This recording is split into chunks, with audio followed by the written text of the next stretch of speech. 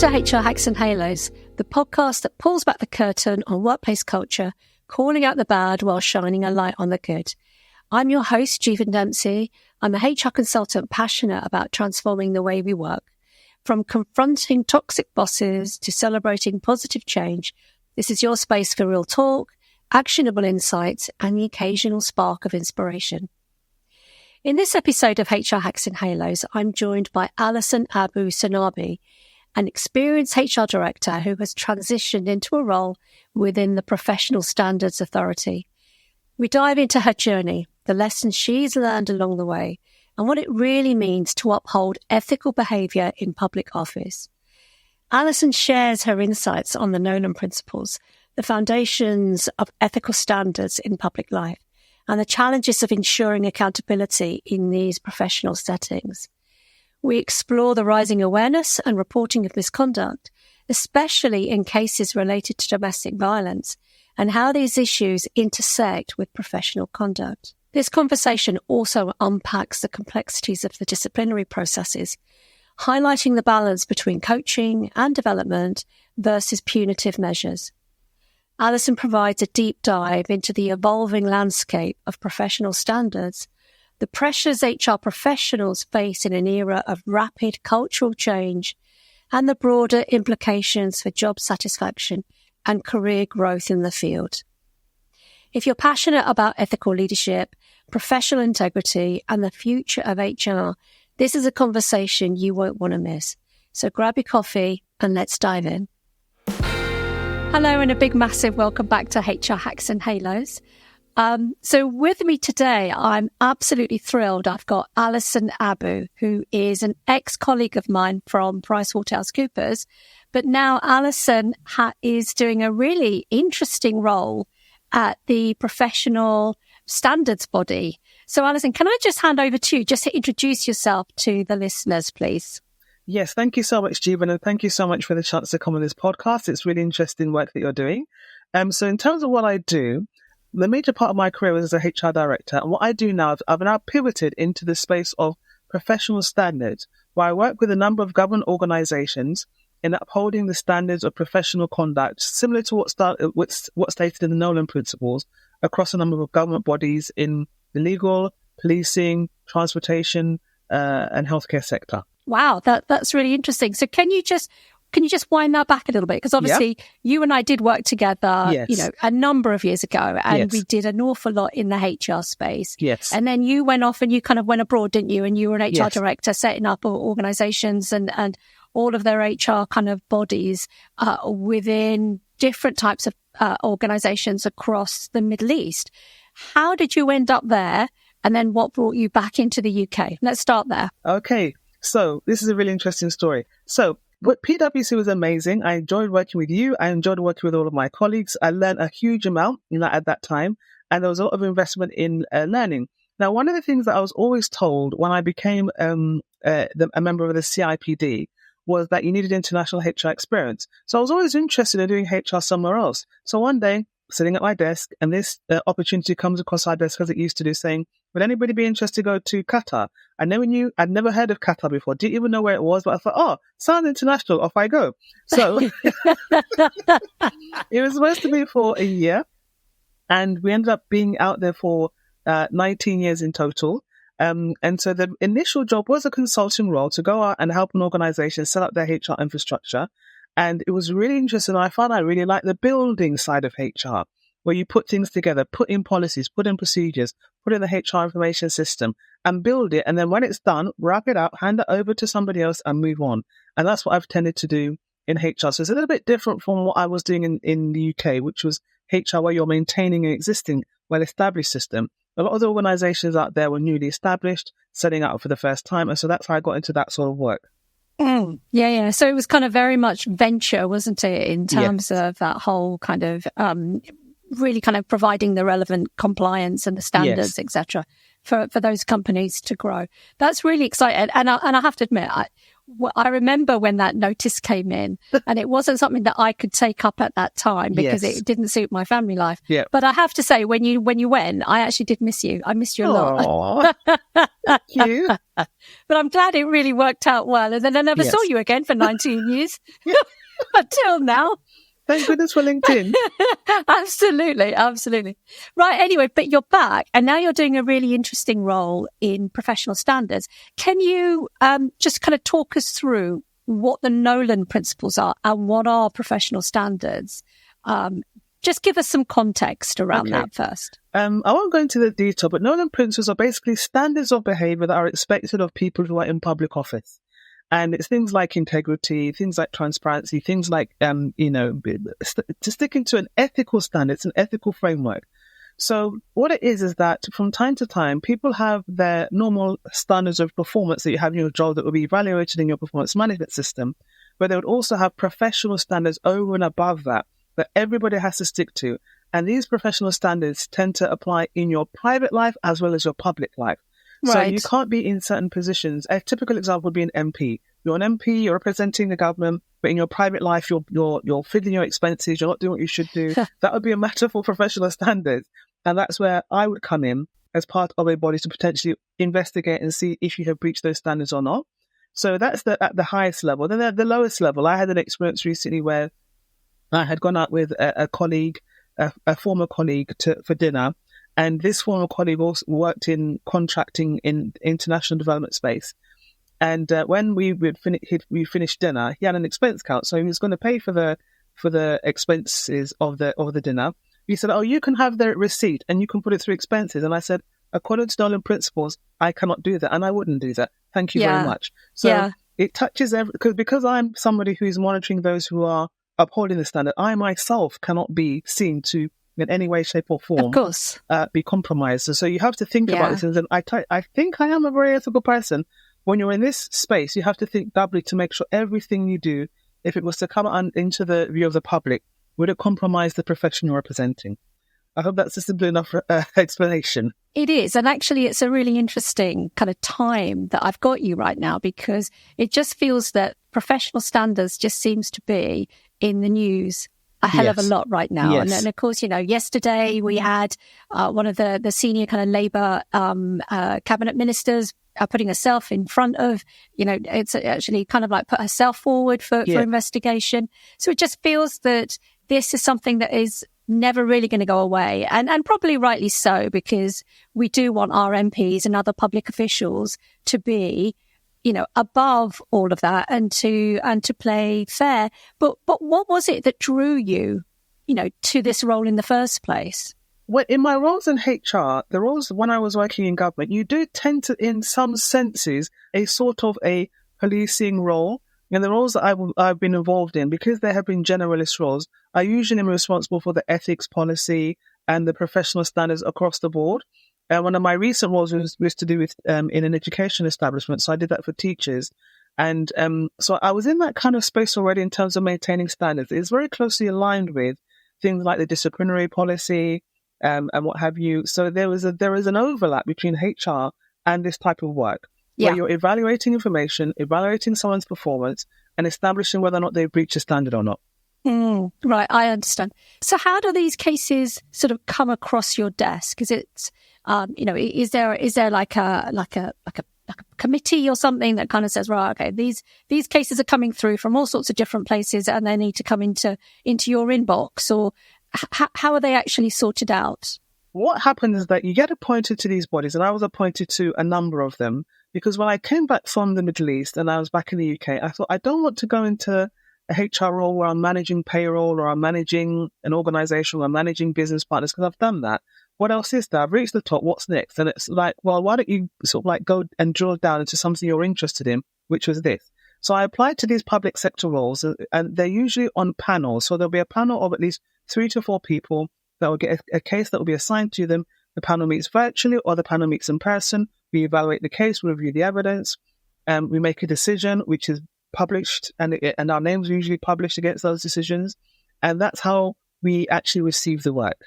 We work as a team. Yeah. Okay. And that's interesting that your name is actually published against the decisions that are being made. And it can be quite scary, because there was one of the cases that I was working with, a law enforcement organisation, where the press were waiting downstairs after we finished the case, and I was just hoping they just didn't see me. So I kind of snuck around the back like I was the cleaner. And I was They couldn't capture because I really did not want to be identified. Because some of these cases, a lot of them end up in the paper. You read about them in the paper. Normally our names are out of it, but that could change at any moment depending on what the press appetite is. And if there's a very strong feeling about certain things, all of our names will be published. And I work a lot with judges and their names are published. Sometimes they get their children's names are published as well, where their children go to school on social media. So it is a bit scary in that sense, but I stand by everything I do. So I'm kind of like comfortable with that. Yeah, no, that's really good to hear. And you're right. So there seems to be a really fine line between what then becomes in the public's interest because the press are kind of saying, no, this is in your interest. And it's kind of hard to navigate through all of that. And, I get it. Freedom of the press, freedom for us to know. But do we need to know absolutely everything? And I think it's really the line is constantly moving, isn't it, in this sort of age of clickbait and the media kind of jockeying for position to be the first ones to get the scoop or whatever it is.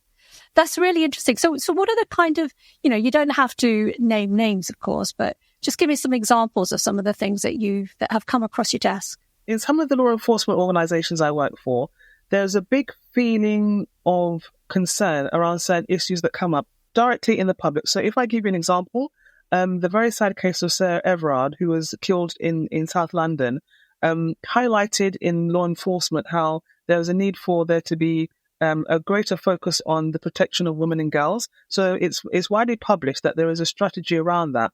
So some of the things that are in the public domain around that, they spill into my work. So when we're dealing with people who may have, in their personal lives mostly, either been accused of domestic violence or either accused of violence against women or young girls, trafficking, harassment or what have you, it's a different kind of lens we adopt because it's seen as very serious and there's a lot of public concern about it. Right, I see. So we do know that some of the public sector bodies, the policing organisations, for example, are really looking at their culture and looking at how they are. They're always subject to scrutiny. So they're always looking at where standards are falling below what is expected. And so obviously those are some of the cases that are then coming across your desk as an independent, objective person looking at what's going on. I see. And are you finding that there are certain organisations or institutions where you're getting more cases than others? Not really. But what it is that the as knowledge and understanding of certain issues become more widespread, people are more likely to report certain things. So whereas maybe previously a bit of staff room banter was seen as was part of the course, now because of the impact and how distressing people can find it, that would be taken a lot more seriously. So that means, and also if the people who do that are sanctioned, people are more likely to say, if I report this, I'm more likely to get believed and supported, and I don't think this is right. And so you get a certain type of flavour of cases depending on people's level of understanding and knowledge and also what's in the press. I mean, if you think about the whole Me Too movement, before that, there was one way of thinking about things, and certain things would have been approved of. And I was recently at HR Directors Forum where a warning was sounded that please, the Christmas party is coming up. Please behave yourselves. Make sure you've got a policy in place. You can't use the excuse of I was drunk and a bit tipsy anymore. Yeah. So that sort of thing, there'd be more understanding that certain things are not acceptable. So the types of things change from time to time. And if you think about maybe 20 plus years ago, when you had the unfortunate case of Stephen Lawrence, that type of understanding of what racism was, it informed certain things in law enforcement. And now you've got other things. Yes, of course. And what are those other things? The other things I would probably say at the moment is understanding about the impact of people who are in public office who are accused of domestic violence or violence against women and violence against girls and harassment. There is an understanding that that is not the sort of thing that you want to see in your public officials, and it should be taken very seriously. Whereas maybe previously, because of lack of knowledge or lack of understanding or lack of reporting, it wasn't understood as much. Yeah, I understand. So obviously you've concentrated on that particular, aspect of standards. Are there any other kind of trends and things that you're beginning to notice that are coming across your desk? I think that the volume is quite significant. So across all of the regulatory bodies, and I work with people who tend to cut across, there just seems to be an increase in the volume of people reporting things they're not happy with. So you could be going to see a chiropractor, not happy with how he's handled it. A patient is more likely now to report that as opposed to actually saying, well, it's just one of those things. It was the doctor's off day. So generally speaking, I think the volume across the board has really increased. Yeah. And where's that coming from, do you think then, Alison? I really think it's coming from public awareness. I think public awareness and understanding and an ability to articulate. So you may have thought that, for example, you break up with somebody and he keeps phoning you, then that's part of the course. That's what happens when people break up. But actually, there's legislation that prevents that from happening. And if it's over a sustained period of time, that's a criminal act. Now, when that is reported in the press, people understand that actually that happened to me, that wasn't right, so I'm going to report it. Whereas previously, people may have just put it down to, well, he was just a bit over emotional, he'll get over it after a year or two. But then again, there's also the other side of it where the statistics show that many women and girls who are killed, it starts off like that. It starts off with harassment, it starts off with stalking, it starts off with a fundamental basic not taking no for an answer. I don't want to see you anymore, stop calling me, and he doesn't listen to it. And in the very extreme cases, it ends up being a homicide. And most of the ladies who are killed in the last year were people who were their either intimate partners or people who were known to them in their families. Yeah. It's incredibly sad. And knowing when to intervene, obviously the individuals that are concerned, knowing what is the right time to intervene is obviously quite a challenge. And sometimes you can make the right decision, but quite often it's the wrong decision and people kind of hold back. And unfortunately, the consequences of that can be incredibly dire, both for the individual, but also in terms of then those individuals are then referred to yourself to see if anything has gone wrong. And it's really, really challenging because when I first got into this, I'm a HR director, I know policies, procedures, I know employment law, and then you're faced with somebody who's accused of assaulting their partner. I had to go and get training in domestic violence awareness because I felt very, very ill-equipped to articulate what was wrong. So on a human level, I thought, okay, this doesn't sound right, but how do I articulate that? And then I had to go through the training to understand the impact of domestic violence and also get the language to explain it to my panel members. And the most significant thing for me is how I now have to advocate for minors because there's a very distinct impact of things like domestic violence. And we're talking about that because that's the most prevalent thing that I come across, and the impact on young children in terms of their brain development. And I also, because I work with in the legal profession, I remember sitting in a magistrate's court with one of the judges when I was working with them, and the people who come to the door who have problems, who either being so antisocial, being disruptive, being drunk on the streets, are usually people who started out in these environments where there was a lot of violence in their childhood. So it ends up in front of the criminal justice system later on. And so being mindful of the impact of how important and making the linkages is something I've had to learn. Yeah. So it kind of perpetuates. It sounds like it's something that's gone on in their own family life that's suddenly just kind of like come through and repeats in adult life with very sad consequences. Yes. What's been the most challenging case for you? Please don't go into any details. Yeah. But what has been the most challenging case and why was it so challenging? The most challenging probably was one of the earlier cases because I felt I needed more knowledge. And this was a case where the individual was accused of being aggressive towards a partner. But when we looked into it, they had both mutually been aggressive to one another. And so trying to decide really who was the person who was at fault. I know judges across the land have to do this all the time, but who was at fault in this particular setting for this professional, because this particular issue was relevant to the profession, who was at fault and what should the penalty be? Yeah. And it was really, really hard because the person presented as a very decent, hardworking person. They were fantastic at their job. Yeah. They were really, really good at their job. But this incident had happened. It had been recorded. There was lots of video evidence. And that's something that people don't realize. Ring doorbells are very useful for your house, but also for evidence for other things. Yes. And the police can actually call on them.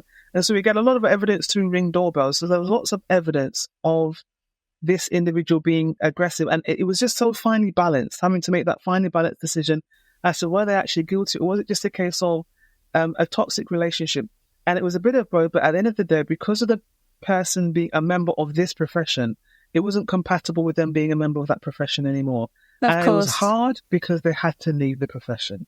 So that is always personally hard. And I remember when I worked in HR, my worst days were the days when you had to say to somebody, I'm really sorry, you won't be working with us anymore. Today's your last day. And it's in this role, it's the same for me. That's always the hardest thing. Yeah, of course. Because you're not just taking away, you're making a judgment call, but actually if that person, but it's a fair judgment call, if that person can't live up to the standards that are expected of that person in the role, then it's a case of having to say, you need to go and find something else. It is. And there's laws that make it very specific as to what is compatible in the profession and what isn't. The laws set it out, and we have to be very, very true to those laws. But on a human level, somebody not having a job, it does, on a human level, doesn't impact your judgment.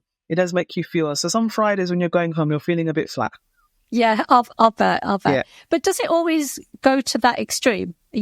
Are there other interventions that you also will recommend as part of your judgment? Yes, absolutely. There'll be other interventions in terms of going through a disciplinary process. The ultimate is obviously to be terminated and sacked from that role. But there will be other things. And I would like to think that there should be a culture whereby in every profession, everything has been done to retain, coach and develop somebody before they're actually asked to leave. Yeah. But just like, in the corporate life, that doesn't always happen. Sometimes people who are maybe not very experienced as managers or not aware of those tools would want to go to the harsh disciplinary route as opposed to the coaching, the guidance, the motivating, because nobody's a complete professional, but we all need a bit of help. We all need a bit of guidance. I would like to think that has gone on before. And sometimes there's evidence that it has done, sometimes less so. Yeah. Interesting. But also, I suppose you could argue that there's only so much that you can do, because if it is a case of, as you said, in terms of the example of violence or whatever, and I'm kind of getting this through your response, you're probably talking about coaching and training. Yes. How much intervention can you put into place when people are actually that way inclined anyway? It's a tough one. Yeah. And but sometimes there are things that are kind of like crystal clear. So if I give you an example, when I was working in the educational field, working in a very large school environment, a number of different schools under it, and there are certain things that you think, okay, this is something that can be coached and taught, and then there's other things where, when it comes to, I believe, safety, where you say this person shouldn't be in the classroom, and so you have to understand what those things are, and there has to be corporate agreement that these are the things. So, for example, in my case, anybody who ever makes any physical contact by tapping or hitting a child is not compatible with you to be around children. We can't trust you to be around children, generally speaking. Yeah. And so you have that, and then you have things like maybe they were shouting at the child. And is that something you can coach them about? Is that something they're a new teacher? They just come out of university and they're not quite sure how to do the whole behavior management thing? Or is it because that's how they are and they've been doing it for a long time and they've been told to stop it and they don't? And it's having an impact on the children are getting scared and frightened and can't learn. So you always have to make that balance. It's really complicated. Yeah. But sometimes it's not. It sounds like it's incredibly nuanced, but also there is some black and white rules. Yes. There are some things that are just completely and utterly unacceptable. Like as HR practitioners, we would always kind of make that judgment. If you fought, for example, a colleague in your workplace, that's an instant dismissal. So there are some absolute hard and fast rules, but then there are nuances around some variations of it. So incredibly, incredibly challenging. You must have seen then in the different kind of bodies that you represent, you must be getting a sense that actually some of these organizations are really cleaning up their houses and really kind of putting in the hard yards to actually make sure that their culture is more reflective of society and more reflective of what is needed. The charge that we sometimes get for that is that's just being woke. And I just wanted to know if you have an opinion on some of the things that are coming across your desk. And is it just that it is a response and the organizations are being woke, or is there a genuine clear-up operation that is going on here? I think that in most cases there is a genuine clear-up operation. However, like in any change management procedure, and when you're trying to change attitudes, you have a group of people who think, yes, this is a great idea, and they have a group of people who liked it how it was. Yeah. And And the group of people who liked it as it was don't see the use or benefit of there being anything different. And that wouldn't be because they're unpleasant people, they're nasty individuals, or they're inherently sexist or racist. It's because it was okay like this, and I benefited from this, and I achieved through this, and I did my best work in this existing environment. Now you're saying that we have to do it differently. Now you're saying we have to have a different sort of playing field, and I feel uncomfortable with that. And then these are the people who may be more likely to say it's wokeism, it's rubbish, or in a lot of instances, it's a lack of understanding. And I experienced this once when I went to a workshop of this is not my idea. This is somebody who I met through the CIPD who was trying to explain the whole idea of isms, sexism, racism, ageism.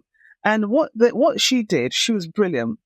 She took everybody back to their childhood and said, think about a time when you were in the playground at school and you got left out. And it was nothing you'd done, and it was nothing you did, and you didn't understand it, and you were just left out. And how did that feel? And was there a justification for you being left out, really, if you hadn't done anything? And so she began that conversation to begin to get people to understand, that's what it means. That's why people feel so passionate about it. Because if you had a narrative in your life where you've always been left out, you've always been excluded, you've always been overlooked, you might be seen as rather passionate about certain issues because it's happened to you a lot. Yeah. And so, as I was taught that understanding other people's perspective and being other-centered is at the core of anything to do with fairness and what have you. Yeah. And most people understand that. They understand the idea of fairness. It's just when they may have something to lose, or they're not very vested in it, or maybe they just don't like it, that it becomes an issue. And they are very resistant. Yeah, because that is the kind of criticism that we get quite often with regards to, diversity training or inclusion. And I get it quite a lot as well in terms of it is just something, it is just being woke. And that there's no need for it. And it's a waste of money, and it's a waste of taxpayers' money, et cetera, et cetera. And I find that really quite sad because there's a reason for it. And actually, if they look deeper into the content, and this lady sounds absolutely brilliant when you when you position it like that, and actually get people to understand why people have different positions, there is a much greater understanding. But sometimes it doesn't fit the narrative, does it? There's a different narrative around things like professional standards, which is the media, etc., want to jump on, because that's a lot more interesting than actually a whole bunch of people actually understanding difference. Yes, this came to light to me recently. I was at home. This is during the Christmas holiday, and when in the old days, the old Queen, her Christmas speech was kind of like one of the things you may have listened to. It was in the papers reported. And it was maybe like, it was after Boxing Day. I goes, aren't we supposed to have some sort of speech? So I actually looked up King Charles's speech. And what he talked about, which is very interesting, as well as talking about his faith and his belief, he talked about respecting and learning from others as being part of what the Commonwealth was about. Yeah. So in terms of who we are as a nation and as a country, where you have all of these people who've come from different parts of the world to live here under the historical context of the Commonwealth and colonialism, Windrush included, people were brought here to do something useful. And so there was a thread through what he was saying, which related very much to respecting other people and learning from them, which is a value. That is a very British value. So people who don't like wokeism don't understand that is kind of like what we're about. And if you look at how diversity, inclusion, and even some of the legislation has been developed in this country versus the rest of Europe, we are miles ahead because of that ethos of respecting and learning from others. So people who are resisting it, I feel sometimes, are not understanding what it means to be British. Yeah, interesting. Yeah. And I like your definition of that because, everyone says it, that being British is about tolerance. It's about being accepting of other people and their opinions and their views and and we're all kind of jockeying along together, aren't we? Trying to get through each day as they come. But then there is the odd one that just wants to interrupt that the whole time. In a way, it's a shame that the Kings had to kind of put that into his speech. But actually, on the other hand, it's good as a reminder of what British values actually are. What they actually are. Yeah. Interesting. So what's the most rewarding part of the work that you do? What really gets you out of bed about the work that you do? Because a lot of the individuals that I am responsible for working with in terms of the panels are public facing. They're coming into contact with members of the public. So public protection is very, very vital. And it's satisfying to know when somebody is not the right person to be trusted for safeguarding issues, for conduct issues. It's not safe to be in that public-facing role that we put a lot of trust in. Some of these roles have a lot of actual legal power, and that person is not in that role to hurt people anymore. That's a day when I think that's positive. Similarly, somebody who may have made a mistake, is not in terms of their character, they're innately dishonest, they've made a mistake, they had an off day, and they're given a chance to develop and reflect on what they've done and improve and keep their job.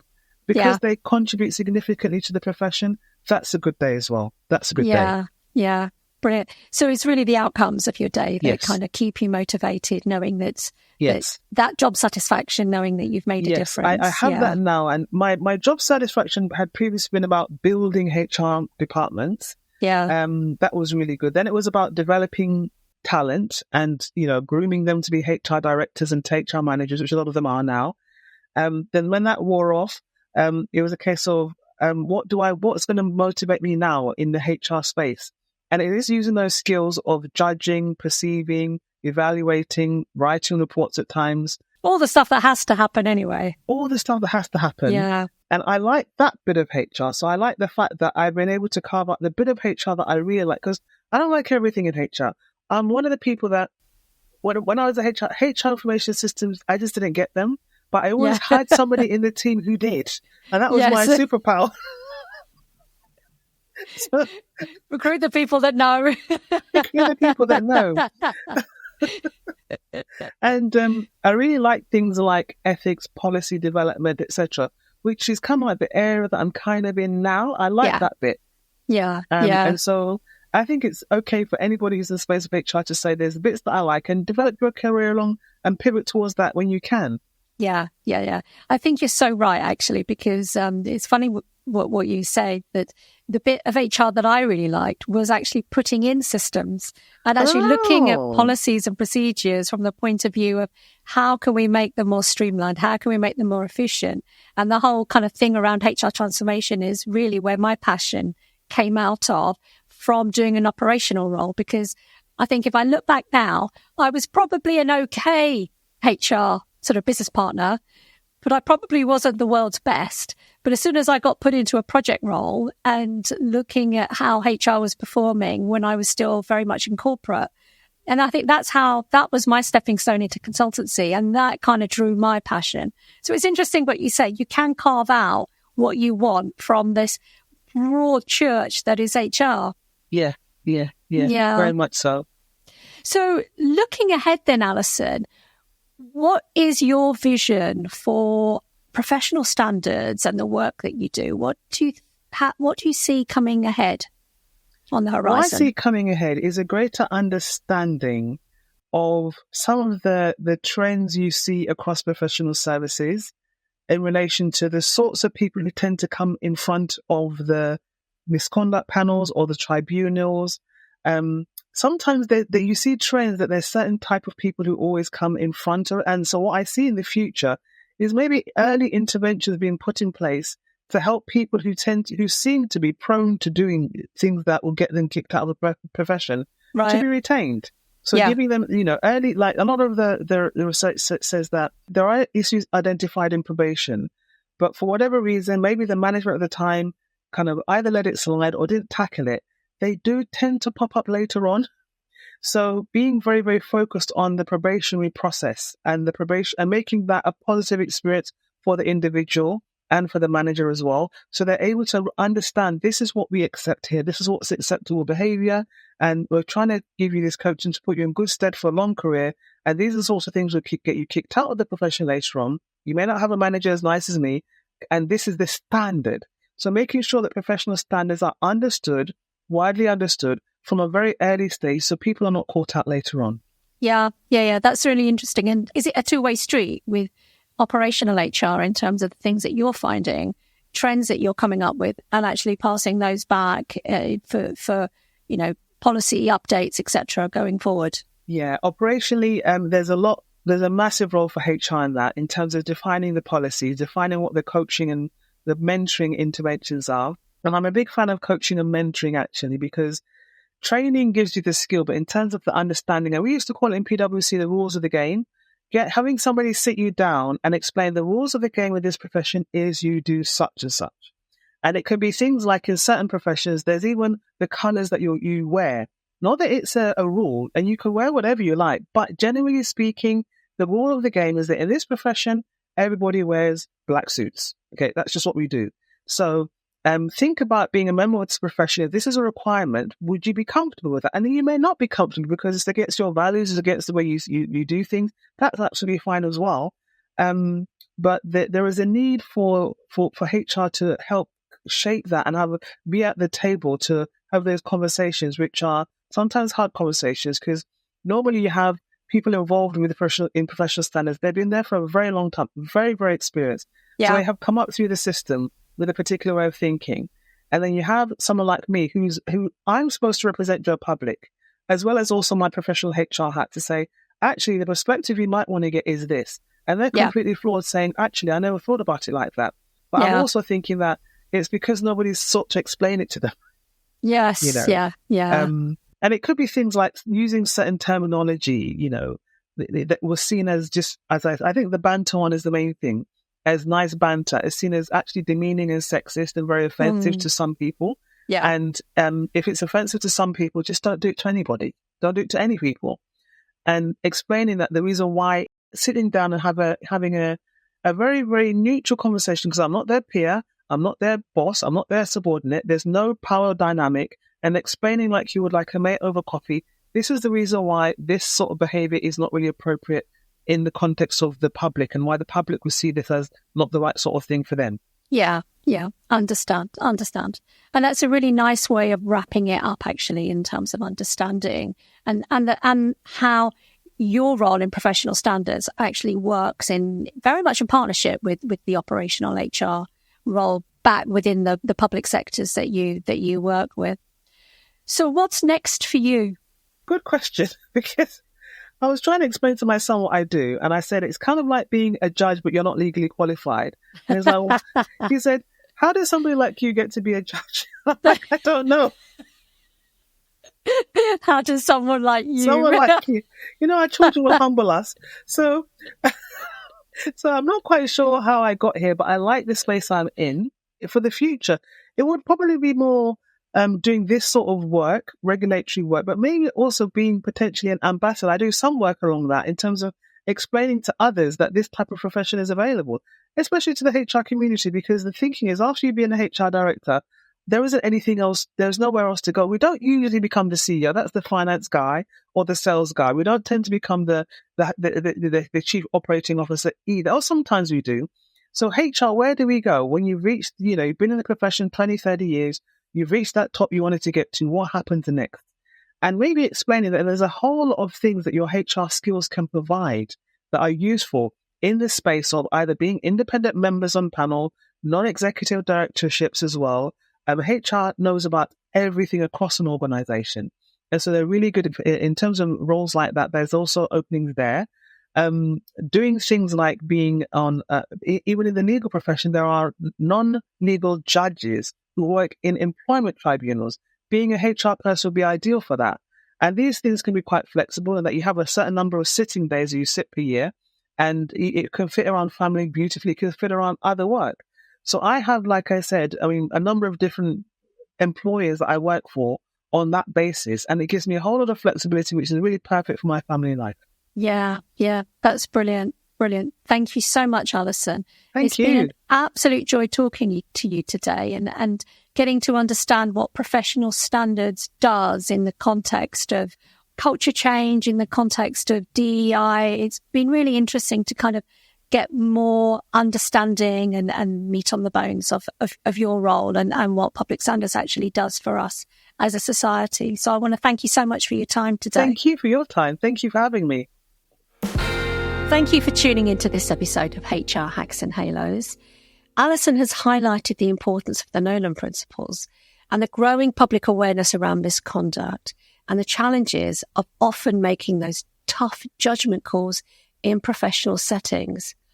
I think it's evident that HR professionals play a critical role in shaping the future of ethical leadership. And the work we do will have lasting impacts on workplaces and industries alike. I hope this conversation has given you valuable insights and some practical takeaways. If you enjoyed this episode or found value today, please don't forget to subscribe and share it with your network or leave a review. It really helps to amplify the conversation and to drive change. Let me know your thoughts. I'd love to know how this important topic has resonated for you. Keep championing that positive change in the workplace, because remember, every workplace can be transformed when we challenge the bad and celebrate the good. Thank you again for listening. I'll be back again soon with some more HR hacks, and together we can polish some more HR halos. See ya.